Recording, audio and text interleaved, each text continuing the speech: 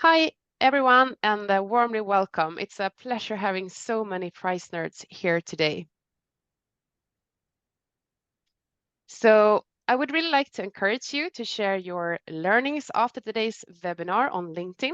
And if you want, connect with me and Felix, and of course the other ones in the audience, so we can share learnings and to keep our conversation going. And my name is Wilma. I'm one of the co-founder and the CEO of VeloxQ, CPQ. We offer a fully customized, configured price and quoting tool. So when should you use a CPQ tool? It's a perfect fit when your CRM system standardized quoting tool isn't enough. Typically when you have the need to calculate and create quotes and proposal elsewhere, when like a spreadsheet or Excel is employed. So at VeloxQ, we meet customer on a daily basis who struggles with ensuring that their complex pricing model is put in action by their sales organization, and also how to maximize their pricing strategy over time. So therefore, it's a great pleasure to welcome Axholmen and Felix Mörée today. Axholmen is a boutique consultancy specialized in commercial excellence. They are based in Stockholm, but have a very international customer base that are actually super satisfied with them. I noticed that when we have done the marketing for this webinar. So it's really cool to have you here.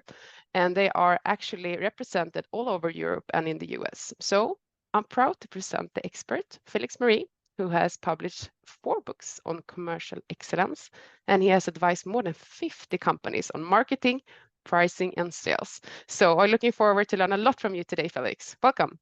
Yeah, thank you very much, and thanks a lot for the introduction. So without further ado, if it will kick off, we have a quite extensive agenda today. As you know, as consultants, we also have our price metric, which is price per slide. So we always bring a lot of content to our presentations. And so let's kick it off. Yes. So what we're gonna start with is, so the goal of today's session is that we're going to talk around 6 key challenges when it comes to SaaS companies pricing, and how then to overcome these. And when we talk about pricing, usually what many think about then is the actual price point, i.e. what is the price level that we have for our product. But in fact, there are, in order to be able to set the price, there are many other parts that needs to be addressed before that. And it starts with that it's important to understand what are the buying criteria that customers have, because if you don't know it, you risk spending resources on the wrong activities or stressing the wrong unique selling points as part of your selling dialogue, and do not include those USPs in your packaging and pricing. Secondly, it's about understanding what are the needs of the customers that we're targeting. And there, most companies have an ICP, but oftentimes it's not granular enough. So it doesn't really consider differences in willingness to pay of the product. And this also risks to that there's a low conversion rate and also resources spent on the wrong activities. Thirdly, then we start coming into the more packaging related topics, because then you understand why customers are buying your product, who your customers are, and what their needs are. Then key is then to understand what is it that customers are looking for in a solution. What are the value that they see in the features in the packages? Because if you do not know that, then the risk is that you get a low conversion rate or have to discount your packages because they are configured in a way that do not address the needs of the customers. Then fourthly, it's about when you design the packaging, it's also about thinking about what do we offer at the initial sell of when we're landing the customer, and how do we then upsell them in the future to more functionalities. So, and if this is not in place, then it risks that and it could be, for example, if you're offering too much at the initial sell, that leads to that you might discount it away, and thereby you have a lower customer lifetime value. Then after understanding customers and the packaging, then comes the price model. And there it's key to then understand what it's key to set the price model that reflects or captures the value that your service delivers. And if you have, and the price model includes two components, both metric, i.e. what is it that you measure as part of your price model, and then structure, i.e. depending on how many units you have of your metric, how does that then scale? And what happens if you have the wrong metrical structure? It means that you may under monetize certain customers, or you over monetize other customers. And in total, it's usually that there's a lower customer lifetime value here as well. And then after these parts, so after understanding the customers, how they purchase, what their needs are, the packaging, ensure that it's a clear upsell path for in it, that you have the price model in place, then it's possible to discuss about prices. And there it's key to go beyond a gut feel approach of prices, which means that using multiple different sources. Because if pricing is more gut feel, there's a risk that prices are either too high or too low, which means that either you leave money on the table or you end up with high discounts. So these are the 6 main challenges that we typically see within SaaS pricing, and we're going to go through them one by one to explain a bit more in detail on how to think about when addressing each of them. Because in general, if you get all of them in, because in order to maximize your monetization, you need to get all of these 6 in place. So we're starting off with the first one, which is regarding the buying criteria. So here a key part is to understand what is the main reason for customers to actually buy a solution similar to the ones that you're offering. And buying criteria are usually price, but also some other aspects. When it comes to SaaS, it's usually the breadth of features, how user-friendly is it, what time does it take to deploy, what is the security, the IT security of the product, brand image usually comes to play, and also how the terms and conditions look like. So what's needed to be done is then to list all of these different buying criteria, and this is a usually a good starting point, although they of course need to be much more specific for your specific product, but that you then list them, and then you ask customers to rate how important do they see each of those criteria be, and also what is your performance on each of the criteria, and what are your competitors' performance on each of those criteria. And then you end up in the view that looks like the graph on the right hand side, is that you have these 4 fields, because what is then the criteria that are relatively important and you have a relatively high performance, those are your competitive advantages. Those are the ones that you should focus on within your packaging further down the road, and also to stress as part of the sales dialogue. If you look on the upper left hand side within the chart, it's the buying criteria which are relatively important, but you have a relatively low performance. Those you either need to address to work on them to become more of a competitive advantages, or be prepared to think about as part of your packaging and pricing and sales, to know how to then defend yourself in sales dialogue versus competitors that may perform very well on those. Then the ones that are relatively unimportant, there you either have those where you overperform, and given that they are not that important, but you have a high performance, those you likely want to, as part of the sales dialogue, stress a bit further in order to make them appear more important. And then lastly, you also have those that are relatively unimportant and you have a relatively low performance where you probably don't need to focus on them at all. And this gives a good overview of what is your overall position in terms of performance on key purchasing criteria. Important here as well is to do this exercise also for different segments, because both importance and your performance may differ depending on what customer segment or market, for example. Regarding the second question, it comes to customer needs, and this ties also to some extent back to also the purchasing criteria, is to understand what are the needs of different customers. And what we often see is that there is that companies have their ICP defined, but it's sometimes not granular enough. So there's still that customers are seen on a quite aggregated level. So then you usually end up in what you see here in front of you is that it's seen as customers are generally quite price sensitive, and the product performance is maybe equally or maybe less important than price.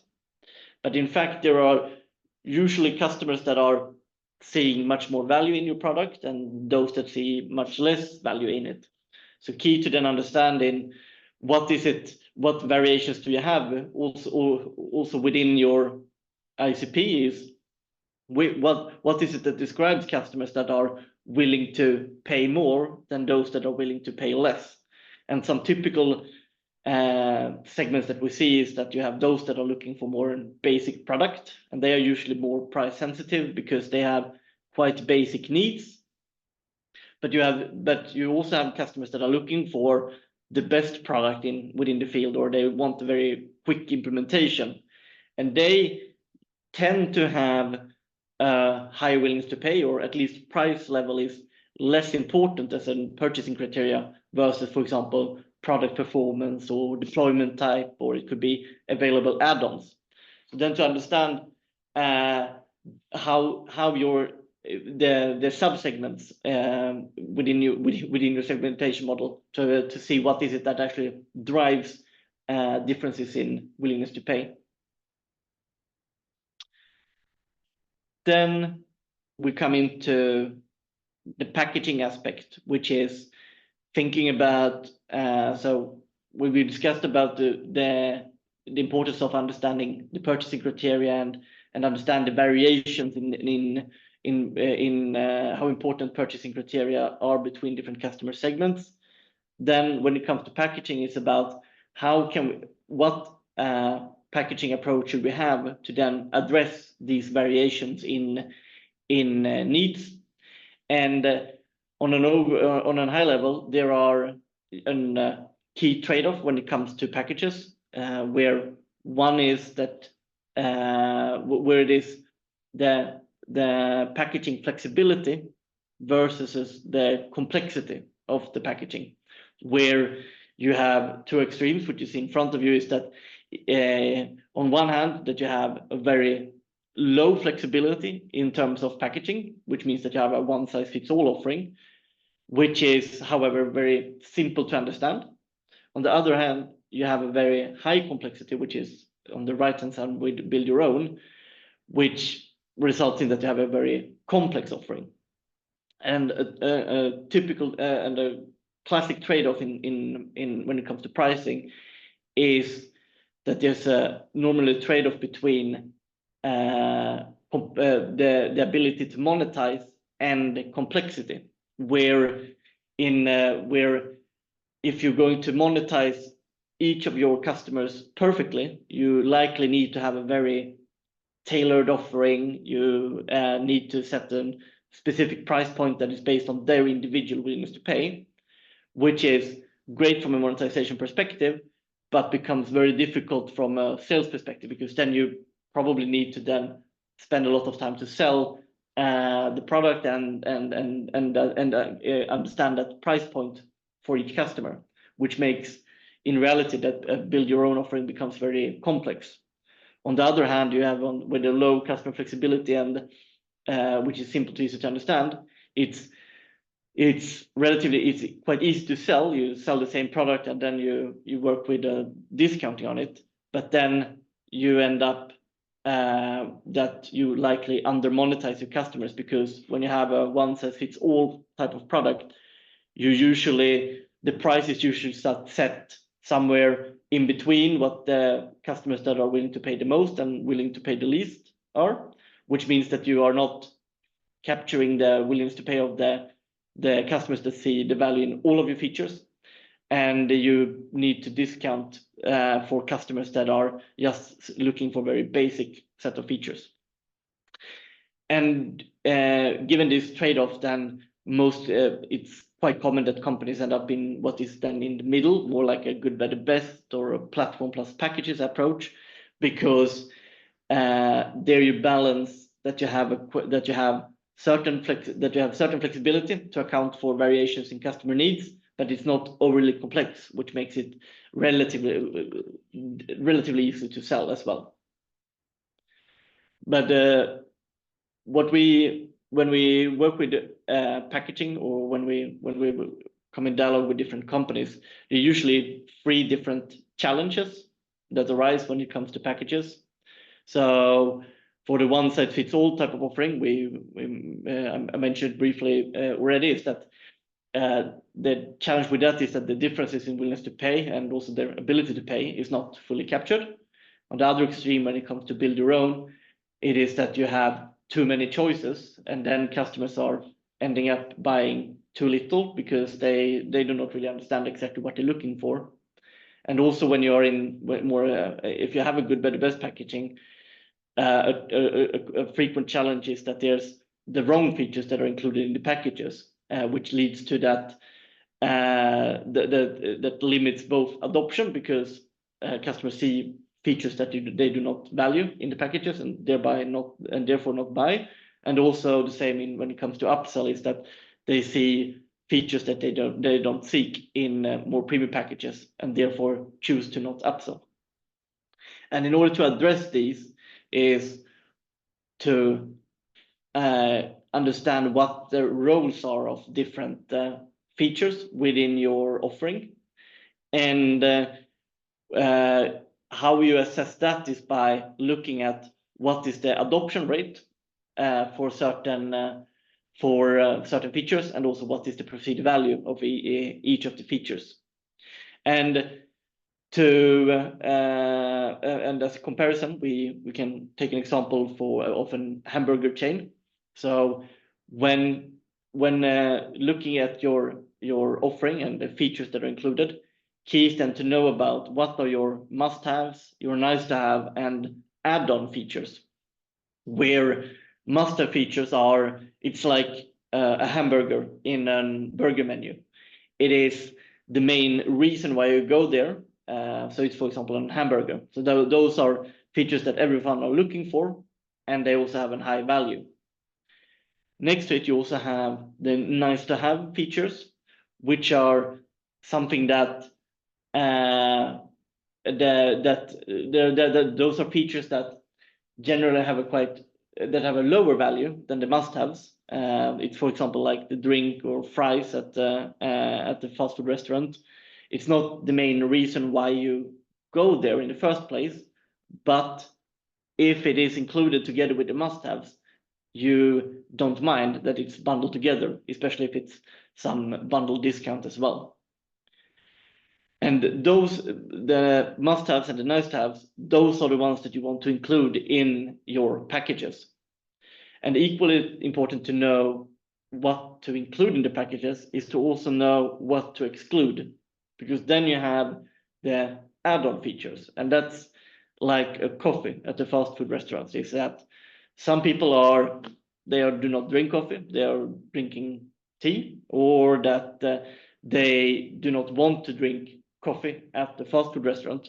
So these are features that are for the majority of customers, they have a very little value, but for a few customers it can have a very high value. And important for them is then to, well, sell them as add-ons. And a common pitfall that we see is that companies think that it's easier to just include all of features into our packages because it makes it simpler and easier to administer the packages. But what happens when you start including these add-ons items into your packages is that customers will start thinking about, well, here are features that I don't see any value in, and then it becomes more of a discount discussion. So key is then to exclude them, because then there's only features that are of value that are included. As a fourth item, we also have these more don't needs, and they have both a low adoption rate and a low perceived value. These should also be offered either as add-ons, or if they're more of an or if there are features that have to be included more of technical reason, you might also want to consider to not highlight them at all, or that they are always included. So key here is to know about the and based on the classification of your features, create packages to ensure that you includes features that customers are actually valuing. And this leads into the part regarding considering an upsell path as part of the packaging. So what we typically see is that when a customer comes with this request, it could be like this example, for example, that they're looking for 15 basic features and 10 premium features. We often see that the packages that are designed or that are being offered is giving away a bit too much in order to win the deal. But then you risk both discounting a lot of features away because, well, they are just looking for those 25 features that they're requesting. So the other additional features is likely just going to be discounted away. And then it also limits your future upsell, because if you already give away a lot of features in the initial purchase, then you have less to upsell in the future. And normally there is a large difference in willingness to pay at the initial purchase and at an upsell, where at the initial purchase, the willingness to pay is usually lower because they haven't tested your product and they haven't learned how it works and they don't see the value that it brings. But as soon as they have actually become customers and tested it, then they see the value from it. And that's why it's important to create packages that are to a large extent reflecting what our customers are actually looking for. So you're able to then land customers with an offering that is reflecting more or less exactly what they're looking for in terms of features, and then be able to upsell the remaining features to them in the future when they have seen the value of the product. And the benefit here is that you're likely going to be able to do the upsell to a better price point, because as mentioned regarding the difference in willingness to pay, they are willing to pay a higher price at the upsell rather than the initial sell. So far we've talked about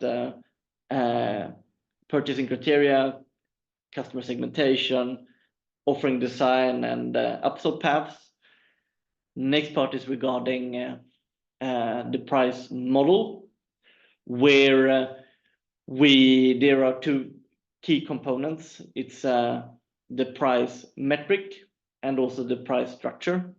So price metric is what is it that you're charging for as part of your product. So could be, for example, number of users, or it could be number of documents or items.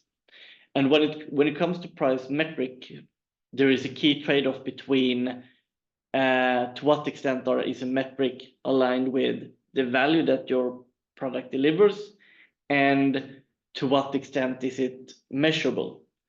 Because what you see in front of you is that you have three general cases of price metrics, where on the far left you have those that are more aligned to cost and which are also easy to measure, which is related to number of users, or it could be the customer size in terms of employees or in revenue. It's easy to measure given that it's quite objectively and objectively for your customers, but it does not necessarily reflect the value that they get out of it. In certain cases it can be the case, but oftentimes it's not. The other extreme is that you're looking more at an business output, which is that you're really having some metrics that are reflecting the value that they get. It could be, for example, what are the value of the time that they save? What is the value of the peace of mind from working with your solution? And many of these parts are a bit subjective to the customer and can vary greatly. And this is also why it makes it quite difficult to measure them. And therefore, the business output type of metrics are usually difficult to implement in the end.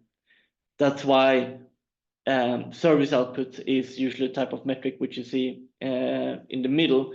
Why that is a quite common set of metrics when it comes to usage-based pricing. And there it is rather about proxies for then what is the business output. So it could be, for example, number of documents, or it could be a number of data downloads or hours of support or something similar. And those have the benefits of being more value-based and also measurable, which makes them as also suitable candidates. And in general, the advice is to move more towards service output and business output, given that then reflecting more about the value that customers receive from your products. But in certain cases, it could very well be that number of users are also suitable, especially if it's related to the persons that are using it. So this is regarding the metric. The other part of a price model is the price structure, which means how, depending on how many units of this metric that you consume, how does the total price then scale? And here there is also a trade-off between, will it be 100% fixed or 100% variable price, where fixed is, think Spotify and Netflix, is that you pay a fixed price and then you can use it as much and as little as you want. And the other extreme is more pay as you go. Typically, example could be payments, for example, where it is a percentage fee or a transaction fee based on the transaction volume or number of transactions. And then you also have the options in between, that you can have a pay as you go with minimum, you can have start fees, and you can have a cap of the fees as well.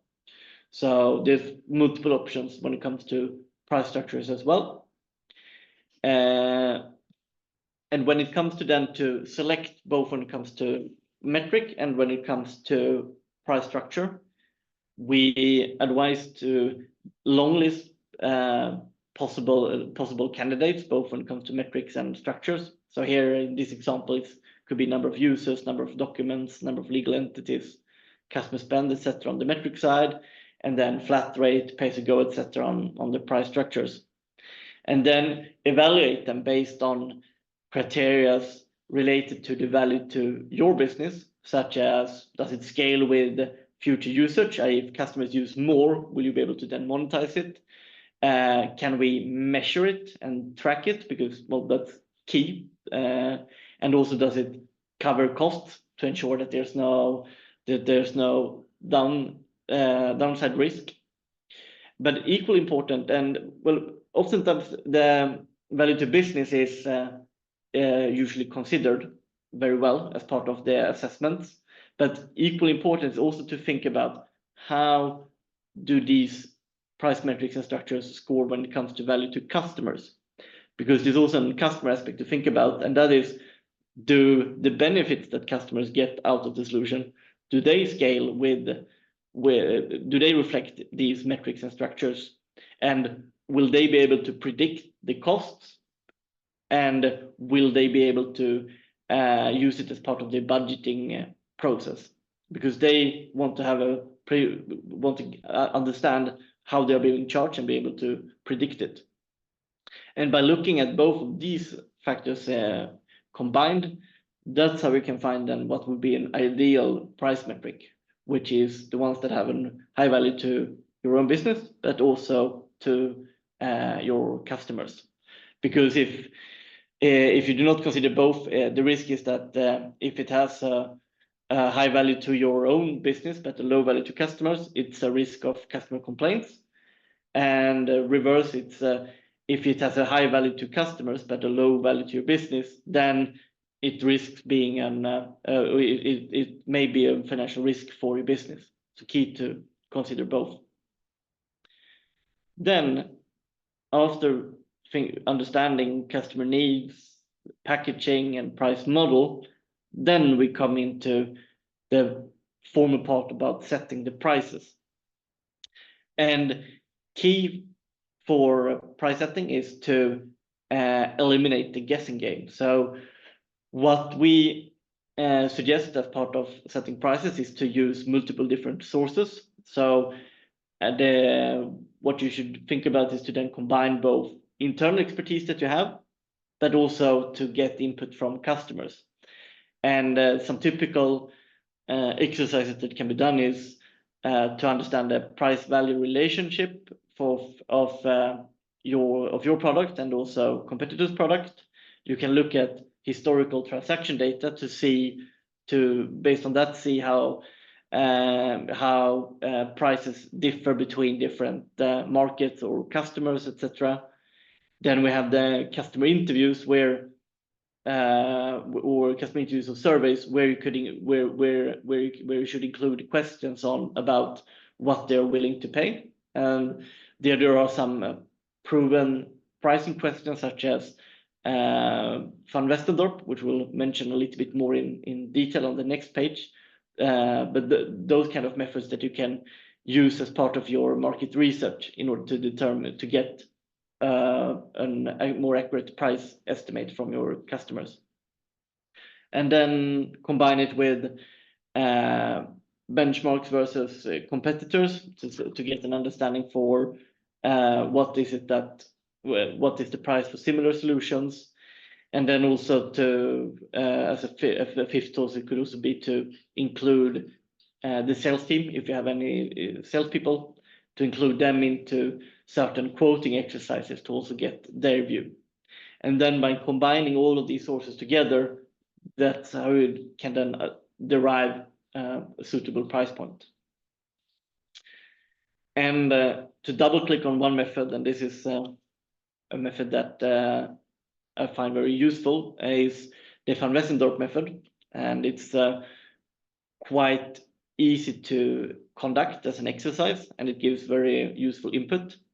And it addresses the challenge when it comes to asking about prices from customers, because a typical challenge that exists when asking customers about prices is that they have all incentives to lie about their willingness to pay, because if they understand that they can influence what the price is, they are most likely going to answer a lower price than they are actually willing to pay.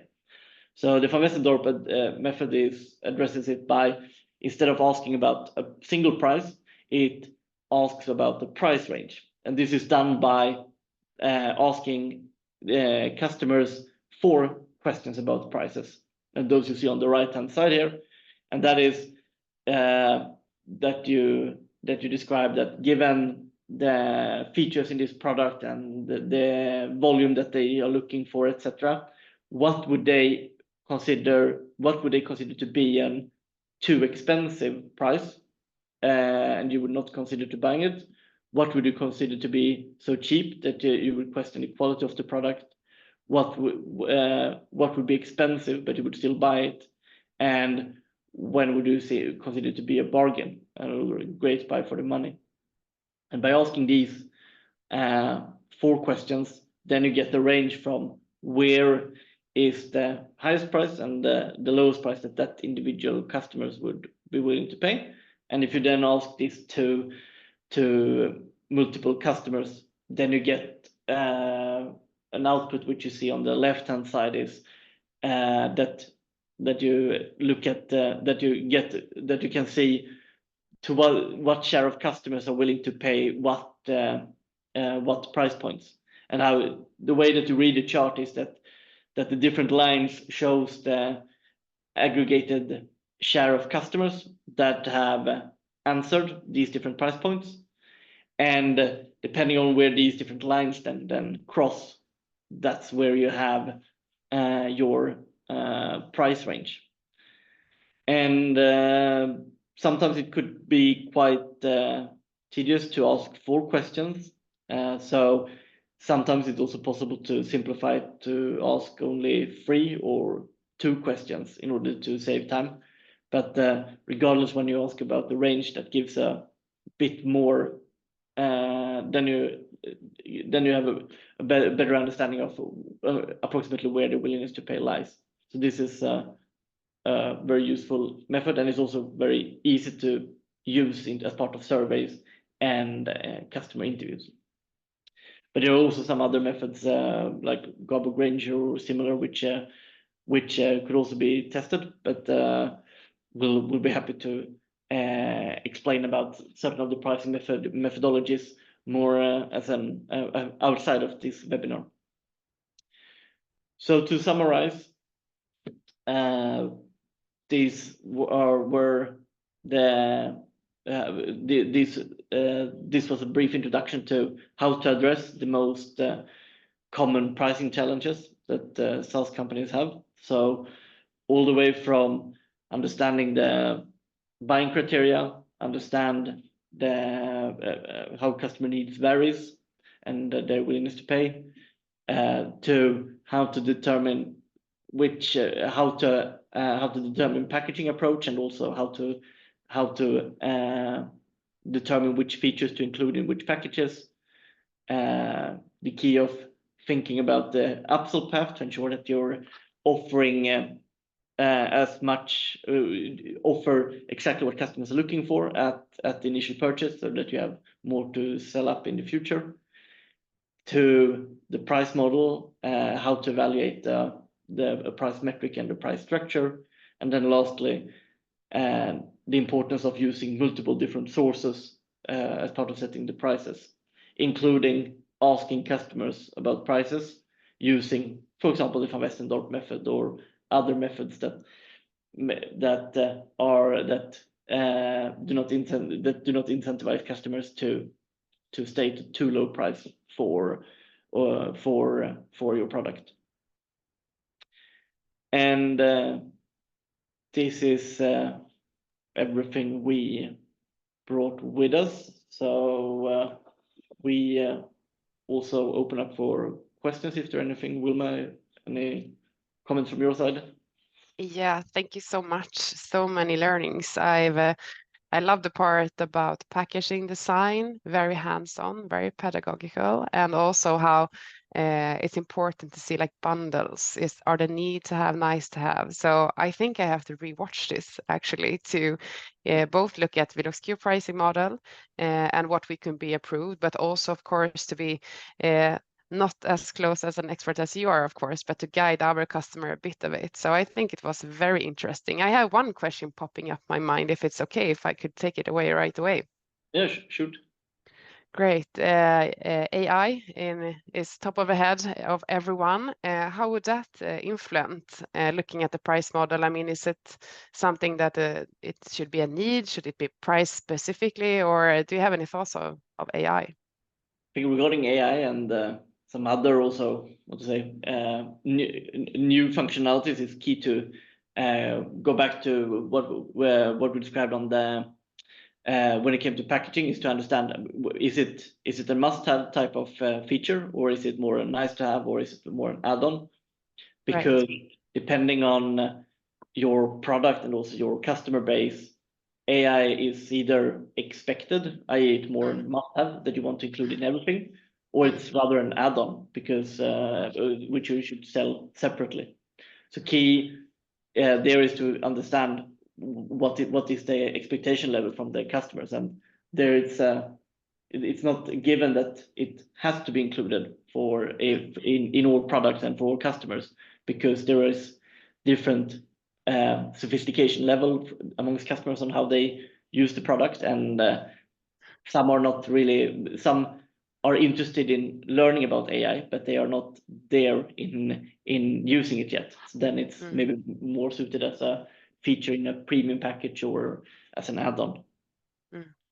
Very good reminder, and also a bit of a summarization of the webinar itself. I see it pops up a question here in the chat, and we will ensure to cover all of them and get back to you with answers. As we said in the beginning, please share your insights on LinkedIn. This is very rich, knowledgeable, and good stuff to implement in your businesses. So share them with others, and please connect with us. And if you have any questions, you know where to find us. You can see our emails here. And of course, we always reach out at LinkedIn, right? Yeah, excellent. And then yeah, thank you to everyone that is tuning in.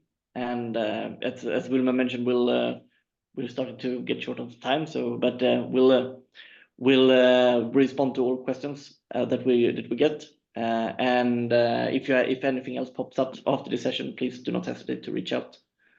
Good. Thank you so much. Thank you everyone for watching. Have a good continuous little day. Bye bye. Thank you. Bye bye.